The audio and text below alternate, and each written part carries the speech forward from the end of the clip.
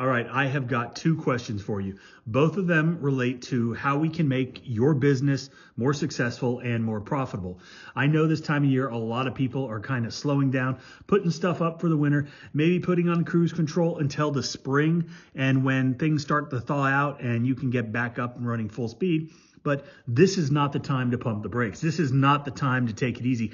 This is the time to focus hard on your business, specifically your marketing, customer acquisition, and essentially your entire marketing strategy moving forward from this day. So the first question I'm going to pose is, do you ever feel like you're wasting your money on marketing? So we're going to dig into that question, but I want to talk about the two types of people that are out there. The first think that any amount of money spent on marketing is too much. They don't see the benefit. They're scared to get off their wallet and invest in their business. And those are the type of people that are probably never going to achieve a tremendous amount of success or wealth. And I'll admit early on in my business, I didn't want to spend a lot of money, but I realized very quickly you have to spend money to make money sometimes. But we'll talk about that in a second. So the second question is, would you want to have an unlimited marketing budget? Okay, so for this to happen, you need to start thinking about your marketing as an investment. Just like if you were to invest in real estate or the stock market, there has to be a return, okay? You have to get something out of the deal. You're not just going to invest to break even. You need to see a return on your investment. You want more money to come in than goes out. It makes sense, right? It's actually pretty basic, pretty common sense, just basic business stuff.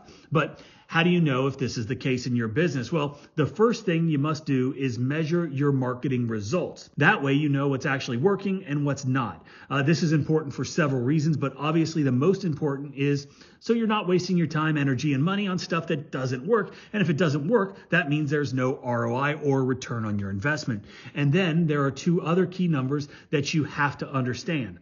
And if you understand these things, then you can spend as much money as you want on your marketing. The first one is your acquisition cost. And this is the cost to buy a customer. For your business, it could be $50, it could be $100, it might be $1,000. The key is to know what this number is for your business. And this is not something that you can Google. It's not something that you can read about on the internet. It's just like coming up with pricing for your business on when you're going to quote stuff. It has to be based on your business, on your overhead, on your numbers. So you can't just wing it, right? Actually dive in so you can understand all of these things. These are the things that will make your business grow.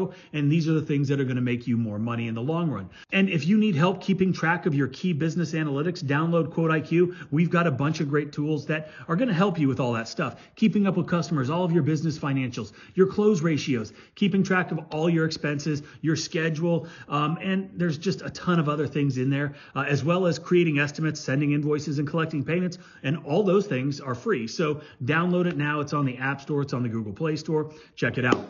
But every business has a number that's going to work for their business. And this is going to depend on the value of your service and also the margin that you're making on each of these services. By knowing the portion of money that you're making, you can then work out how much you can afford to give away to buy a customer. And that is your acquisition cost.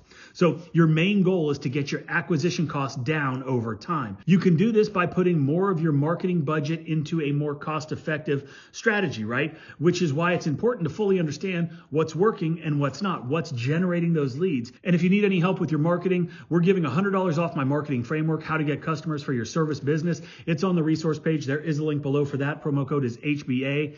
I share everything that I've done for the past 2 decades as far as the marketing goes, what works, how to do it, and how to put it all into action. So check that out. There is a link below. Okay, so the second number that you need to understand is the lifetime value. What is the lifetime value of a customer? So how much would they spend in their lifetime as your customer? And you can think about it like this.